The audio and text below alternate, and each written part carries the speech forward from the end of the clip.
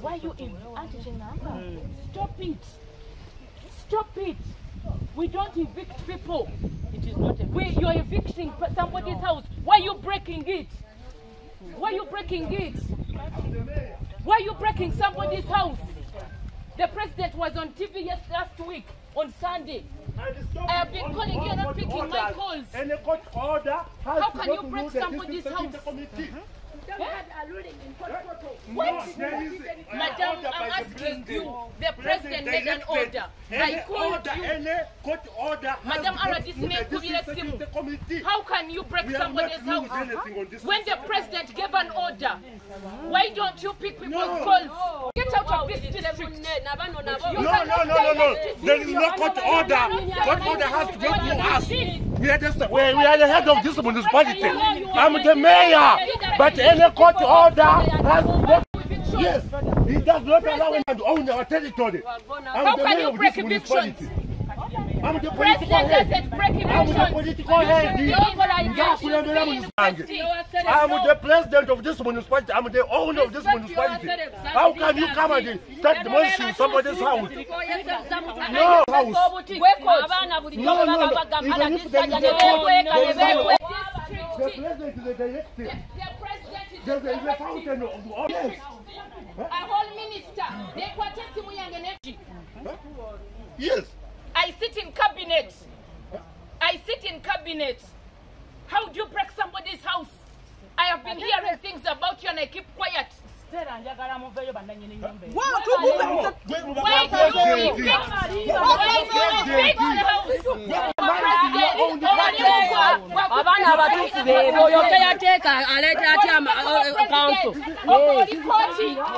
are you a chief justice?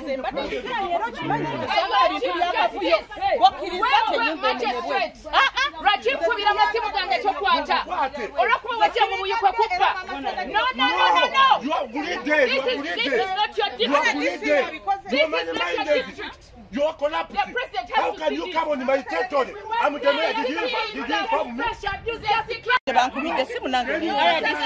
Yes. You are not trying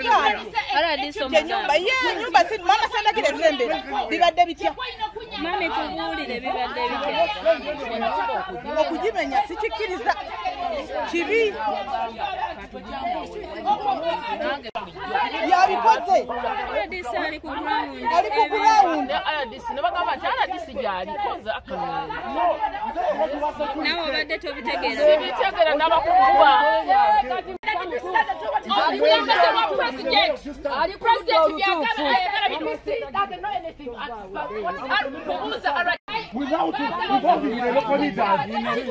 Without involving the local leaders. No. This is the, I'm the mayor. How can you make it?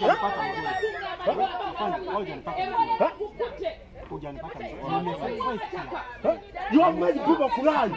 Everybody is crying about it. No court order. The directive which we have. No court order is supposed to be.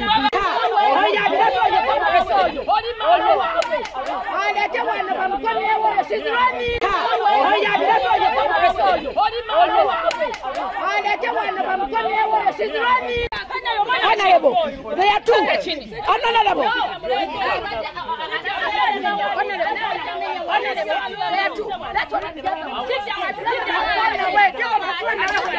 You are not digging, she's the one.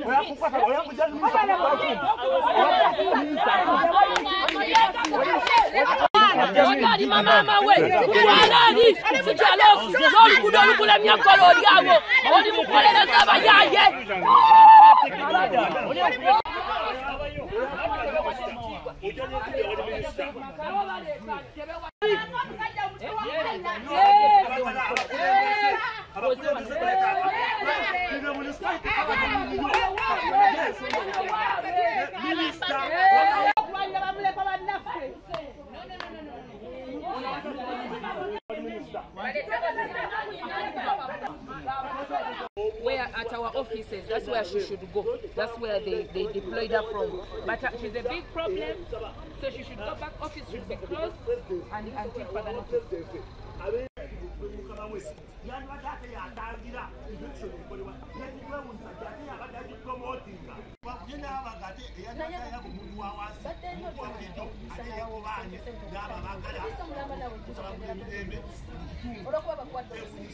Bano bagenze kuzijja kwe enkompera ngaziti bayingira ku minyumba.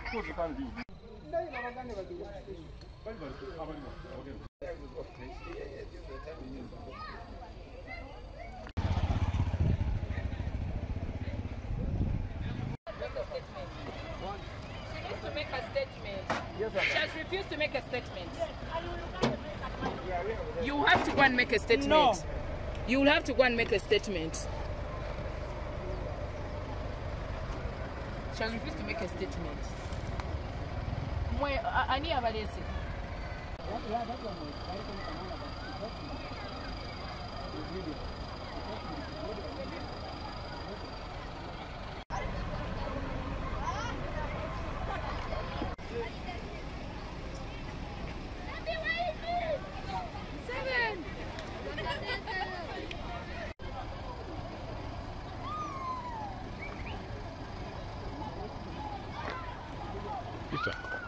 Baby. Kati atalazeewa.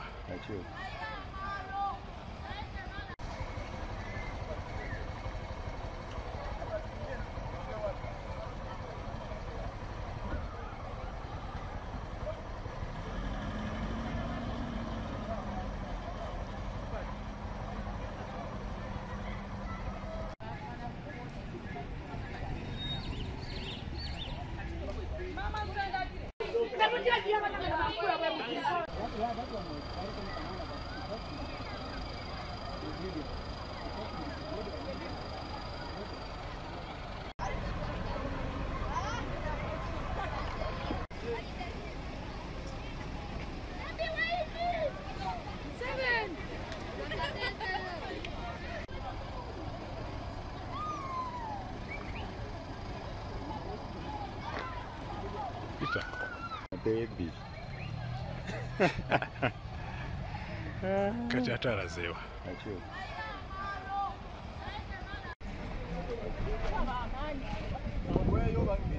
Gwa.